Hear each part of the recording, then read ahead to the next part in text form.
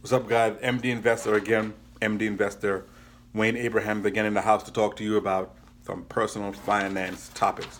MD Investor on YouTube, on Instagram at MD Investor One. This is the channel where we talk about personal finance, try to make your money make money, try to break the cycle of generational poverty, and just making smart money moves. So today's topic is going to be paying for college for your children. Paying for college for your children. And this is a big topic. You know, we all watch the news. We all know what's going out there. The cost of college is going in one direction, straight up. I mean, it's just ridiculous the cost of college. I mean, it's outpacing inflation. It's going up tremendously. And people now are just being shackled with a large amount of student debt. Large amount of student debt. I'm sure you probably know people who went to college and maybe graduated, maybe didn't graduate, and have a huge amount of college debt. And there's a long lasting effect. It affects you in many ways. You know, people are delaying starting their life. They're delaying getting married, delaying buying a house. It's just affecting them because of the huge debt that they incur. And sometimes you have to ask yourself, really, you know, am I really ahead or am I behind? I mean, I still have this debt. And yeah, let's get into it. So the cost of college, the cost of Columbia University. I'm gonna throw some numbers out there. It's in New York State, right? For people who live in New York State, I live in New York. The cost of college, Columbia University in New York City, $59,430. $59,430. The cost to attend Columbia University in New York City for 1 year. Can you imagine that? There are people that work and don't make $59,000 in a year, and that's for 1 year of undergraduate education. And to the other extreme, the U.S. Merchant Marine Academy, also New York, the lowest tuition, $1,167. So you see the big extreme, $59,430 to a Columbia University and $1,167 for the U.S. Merchant Marine Academy. A big gap, right? So within those two extremes, we got decisions, we got options. Okay, so we have to start looking at that. We know the student loan debt has now went across the $1 trillion line. Same as the credit card debt. It has crossed the $1 trillion line. It's not unusual to hear people say, "Oh, I graduated with six figures." That's nothing. I graduated with 100,000. I graduated with 150,000. And if you go to graduate or professional school, it's going to be a whole lot more. So it's just getting out of control. Okay, what can we do? Well, I mean, we can not go to college, but we know there's some benefit of going to college. Now, let's look at this. If we were all 7 feet tall and can dunk a basketball, or 300 pounds and be, you know, can be a professional, the next whoever football player, we get a scholarship. It's not a big deal, right?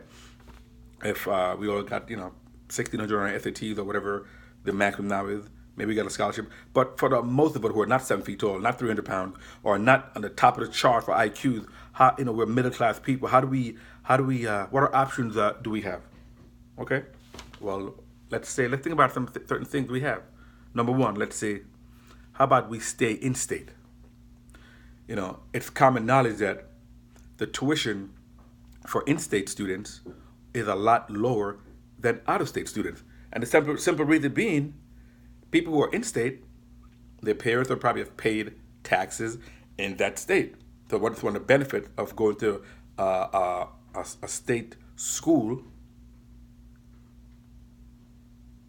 or going to a school in your state is the lower tuition, right? Let's look at this.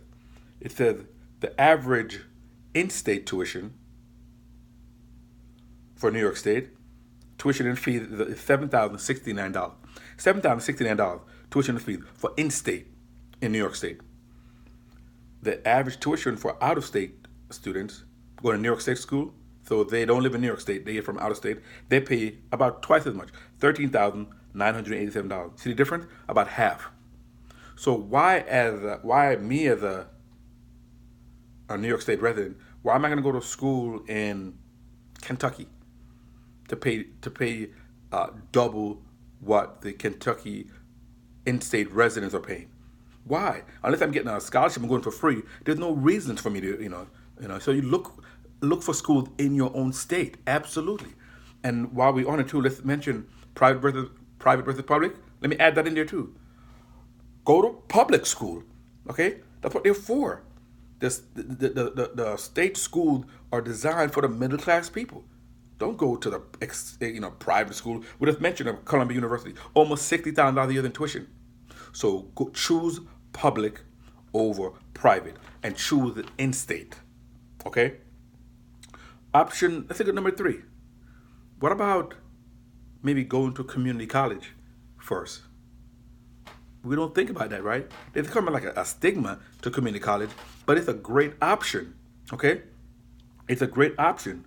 It says here, according to the American Association of Community Colleges, the average yearly cost of tuition and fees for community college students in the U.S.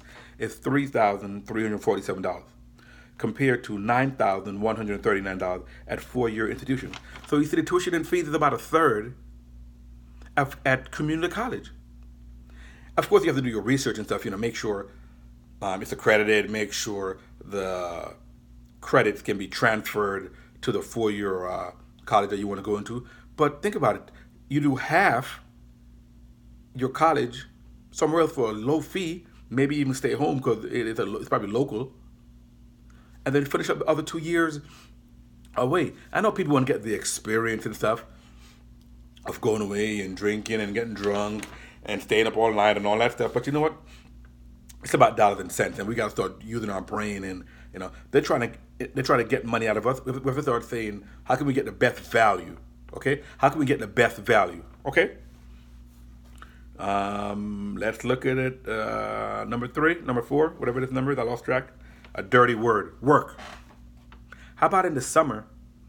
They have like a summer job. Whatever it is. Working at the amusement park. They're working at McDonald's, whatever it is.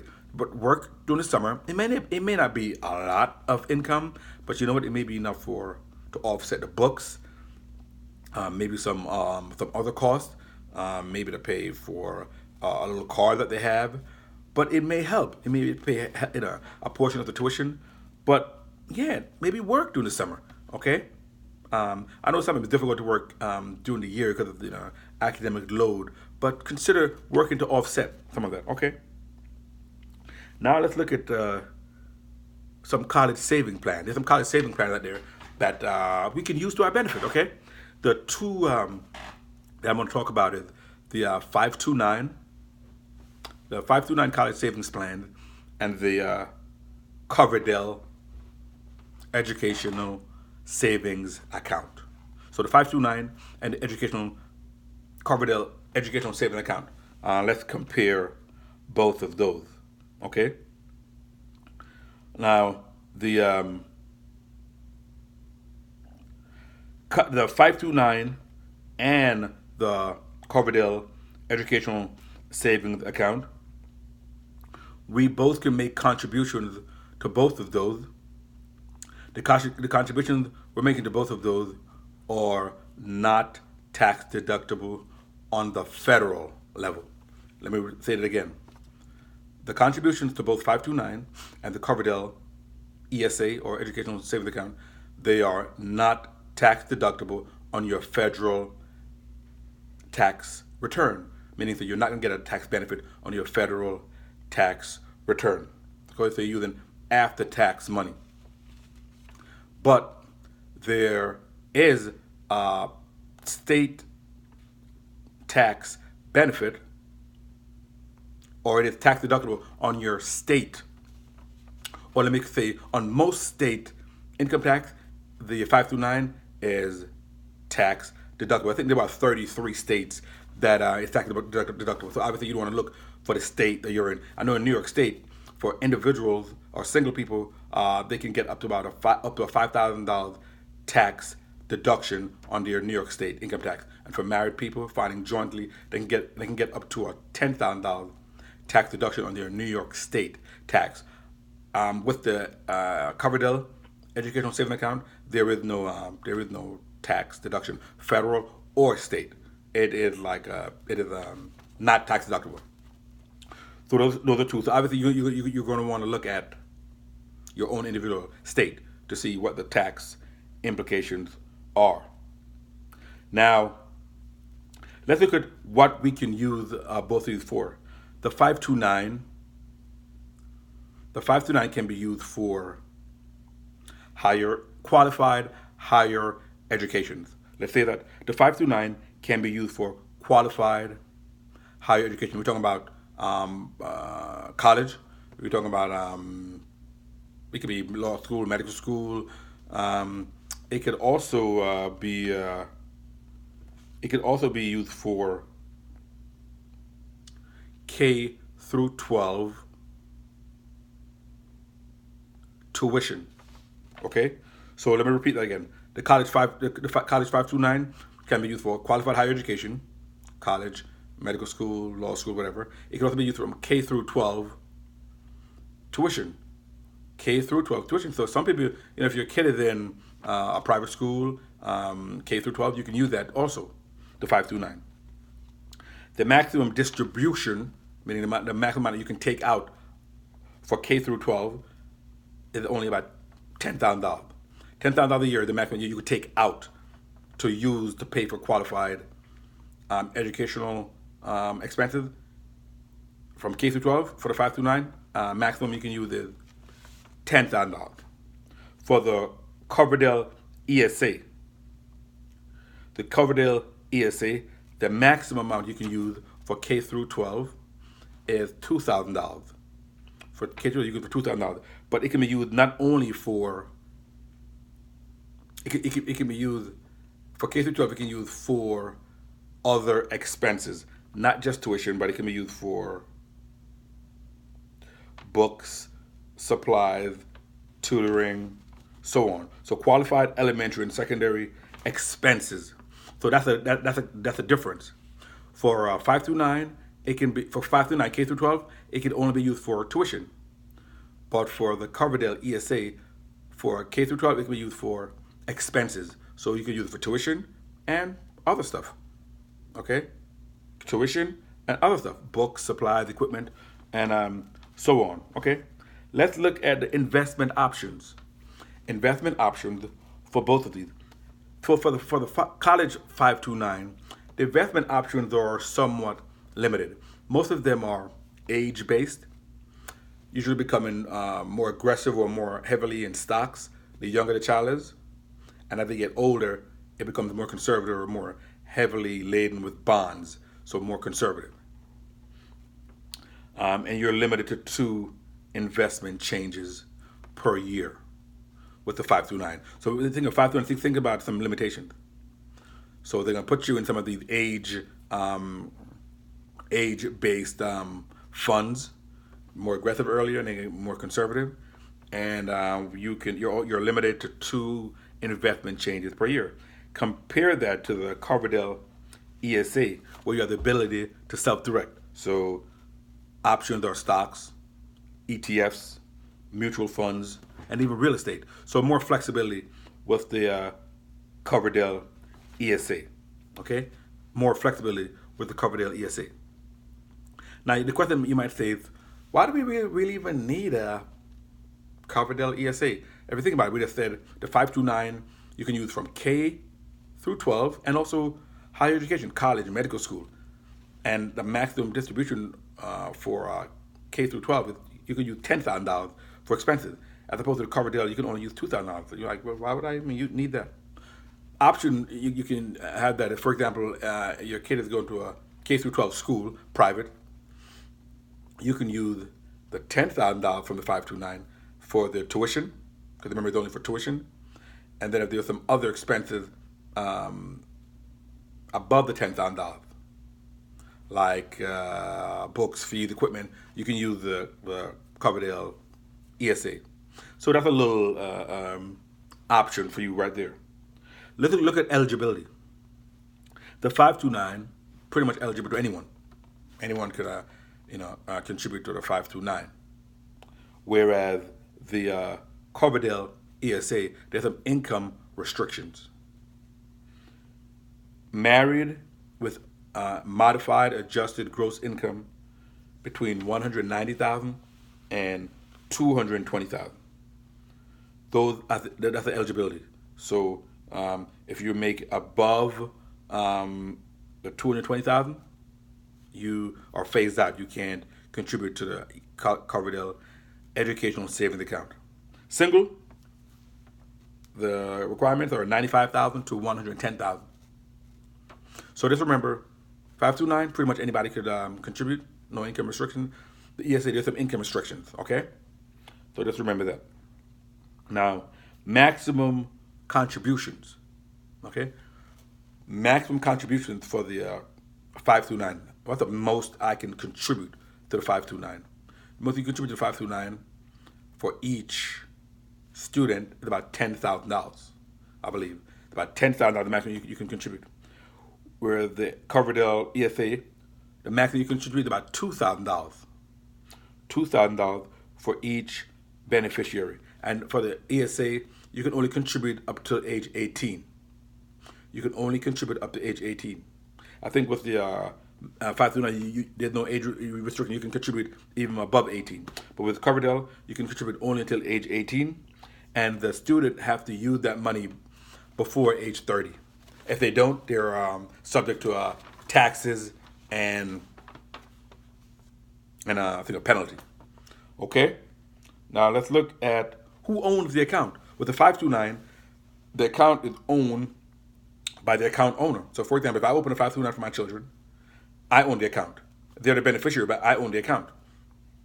And I can, decide what I want to do with it, right? But I own the account, okay? With the Coverdell ESA, it's more like a custodial account. The account is owned by the beneficiary, so your child owns the account, and you are the custodian, but your child owns the account. And when they get to be of age, they can take over, just like a custodial brokerage account. Okay, tax deductions, we kind of mentioned before. There is no federal tax deductions for either of them, right? And for the 529, with it, there is some state tax deduction. There's about 33 states that have the tax deduction. Obviously, you want to check your state. But for New York State, I know single people, $5,000 tax deduction on your state income tax. Married people, maximum deduction about $10,000. But definitely check with your tax preparer. Okay, so guys, just it's a big topic, guys. There's a lot of people out there laden with student debt. There are people in their 50s, in their 60s, getting ready to retire, getting Social Security, and still have not finished their paying off their student loan. It is the other side of compound interest. Remember we did a video that said those who understand compound interest or make it, and those who don't understand it pay it. Right? You've been paying the minimum payment for years and years. You graduated from school, you're 22, and now you're 52, and you still haven't paid it off. Now you're paying interest. So it's a big problem. It's crossed the $1 trillion line. It's affecting people left and right. They're still living in their mother's basement because they're student debt. A lot of them, even when you didn't even graduate, you don't even have the degree. You don't even have the degree. You're still laden with student debt. So there's a couple of options to think about, guys. Public versus private. Go to the public school. Go to your state school. Stay in state. It's a lot cheaper. Think about community college as an option for the first 2 years. Okay, then having your credits transferred. Of course, you have to do your research and make sure your credits are transferable. Make sure they have the prerequisites that you'd want. Think about maybe working this summer. We know during the school year it might be a little difficult because of your academic course load. And think about the college savings plan. The 529 and the Coverdell Educational Savings Account.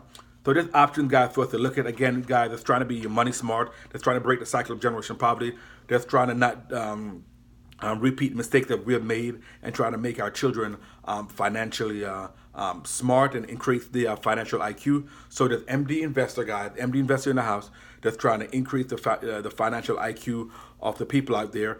Definitely subscribe on YouTube at MD Investor. Definitely subscribe, and if there's people out there you think could benefit from this personal finance information, let them know. On Instagram, it's MD Investor One. Continue to be smart, continue to read and study and learn, and I will see you on the next video.